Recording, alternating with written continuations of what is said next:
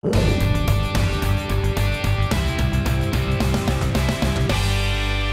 and welcome. One of the big challenges for Indian IT companies is of course going digital, and the going digital journey is something that everyone in India and outside is watching with interest as how Indian IT services companies take up and keep up to that challenge. Joining me to talk about how his company is doing and embarking and has embarked on that going digital journey is Abidali Neemuchwala, CEO of Wipro. Abid, thank you very much for speaking with us. So you have a substantial part of your business that comes from digital, substantial as compared to maybe a few years ago.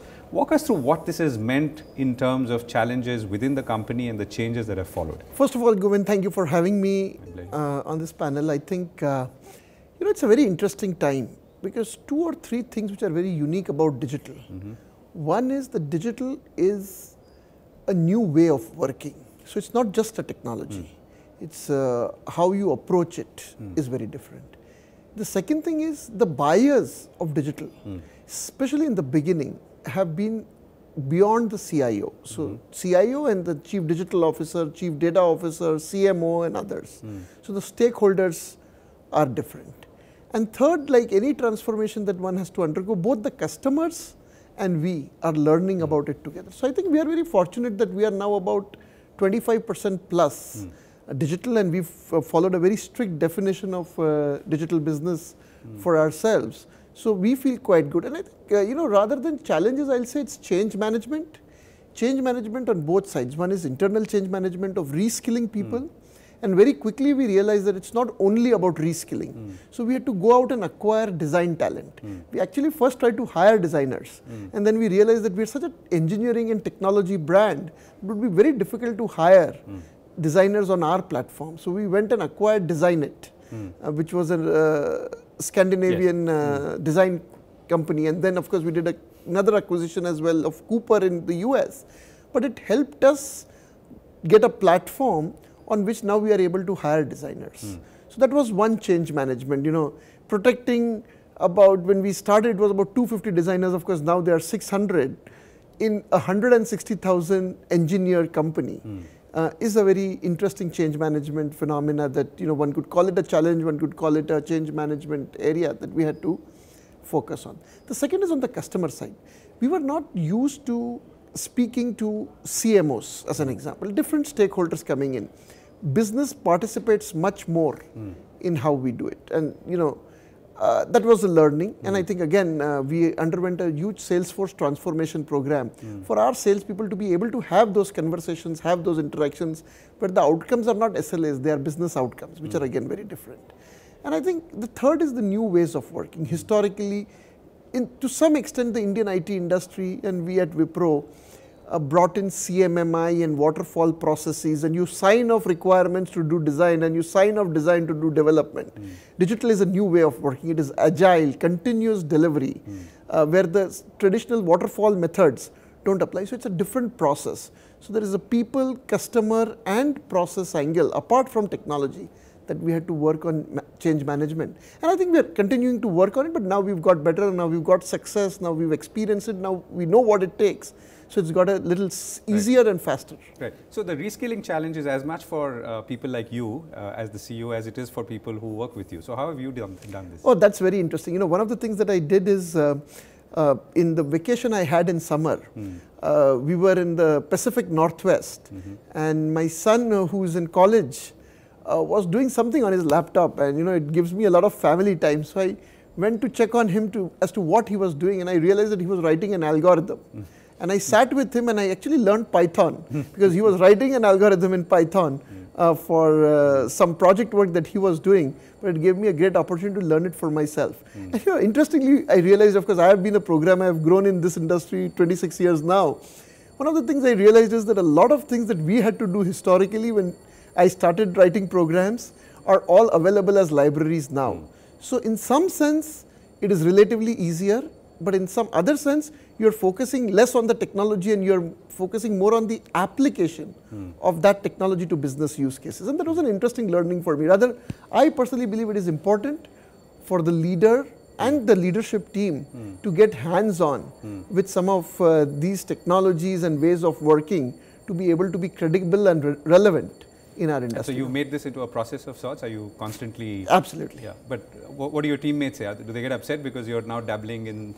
They don't. Actually, they expect those kind of things from me, but actually some of them have started doing this. One of the things that I say internally is the days of a manager are over. So you're a scrum master, you're a scrum leader, which essentially means that everybody has to be a developer, everybody has to be technologically hands-on, and you get respected by the people you are hiring only when you are hands-on in technology. And I think historically, even when the industry started, we were all very hands-on. The industry has a lot of homegrown leaders who've been developers, who've worked on it. I think there was a phase where, a lot of us became managers and, lost touch with technology. And I think those are the people who are struggling, who've not had deep roots in engineering and technology. I was interviewing your predecessor, TK, a couple of years ago, literally 2 years ago, and he was telling me that the middle manager is perhaps at the greatest threat in this whole transition. And he was referring to, the industry as well as companies like Wipro. So how would you say that has panned out? We've been very fortunate at Wipro actually, because Wipro historically, as you will know, has had a very deep technology and engineering heritage. And that is why our middle management has been very technically savvy. To some extent, when the scaling up of the industry happened, where it was more of a de-skilling of the pyramid and stuff, Wipro still maintained its engineering roots.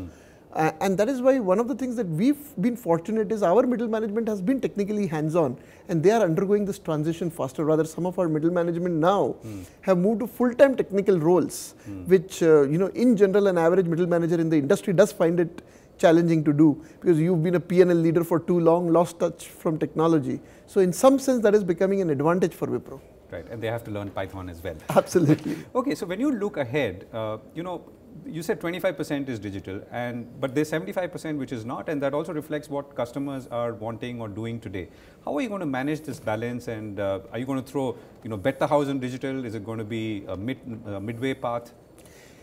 I wouldn't call it betting the house. Eventually, everything will become digital. I think it's a matter of 3 years at the most. What is happening is digital is at an inflection point where now it's scaling up very quickly. So, the smaller projects that customers were doing proof of concepts, there was a lot of all-pervasive activity happening, is now happening in a much concentrated manner at scale. To me, as I said, it's a matter of 2 or 3 years that, our business will be 100% digital. Because I can't think of any new business coming in which is not on the cloud, which is not new applications not being developed on native digital platforms. I can't think of anything not having AI and machine learning included in it. I can't think of data not being analyzed using big data techniques. So all new is digital. And if you look at the pace of the IT industry, every 3-4 years, technology gets refreshed in any enterprise in any case. So I think it's just a matter of time. Okay. So if I were to ask you for, your prognosis ahead, we're obviously talking about digital, artificial intelligence. How is this seeped in, and I'm talking about the really more futuristic stuff, seeped into what you're doing, and what are the 2 or 3 things that you're looking at on your dashboard? So right now, if you look at it, cloud, which is now $1 billion for Wipro, is become the norm. So that is, what 3 or 4 years back, people were doing with cloud, today they are doing with artificial intelligence. So in the next 2 or 3 years, I think artificial intelligence will become the norm. Machine learning, deep learning will be part of every application, every data-based activity that we do. So I personally believe that there is this S curve where people experiment and you hit the knee and then you hit an inflection point. Cloud is right now on the scaling up of the S curve.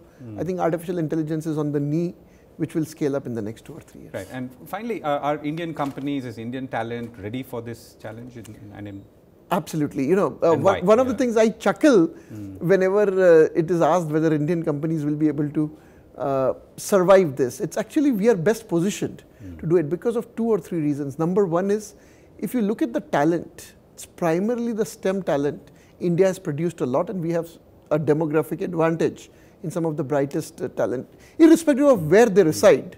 There are a large amount of ethnically Indian population who's part of the technology industry. So even what is being led is by a lot of Indians. Second thing also is that the industry has always been evolving. we all moved from what started as Y2K into .com and ERP and now digital. So I don't think, rather transformation is one of the unique advantages that our industry has. So absolutely. And the third is also that the leadership now is much more, I would call the stakeholders prepared and ready for. Yeah, better prepared. They've matured we've all matured as an industry. We know how these transformation happen. So we're better prepared to be able to undergo this. Absolutely. Last question. So are we now past the H1B scare? I wouldn't get complacent.